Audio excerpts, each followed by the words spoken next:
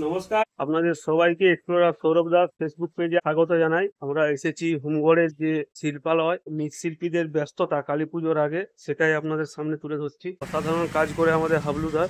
হাবলুদার ভালো নামটা কি বল না? তারাশঙ্কর দে, ঠিক অসাধারণ উনি কাজ করেন দীর্ঘদিন ধরে, ওনার বাবাও করতেন।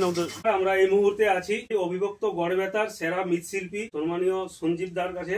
দাদা হোমগড়ের নামকে অনেক দূর অব্দি পৌঁছে দিয়েছে। ভারতবর্ষের সব থেকে বড় film city Ramoji film city, ওইখানেও উনি কাজ করেছেন।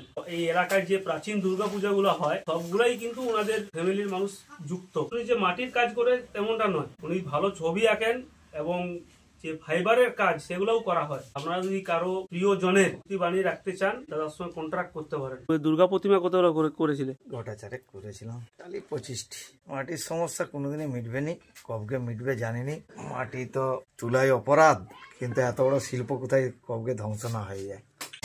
খুব সুন্দর একটা মাটির গন্ধ আসছে, যে প্রতিমা নির্মাণ করার যে গন্ধটা হয় সেটা আসছে, এবং রং দেওয়ারও কাজ চলছে এখানে দেখতে পাচ্ছি।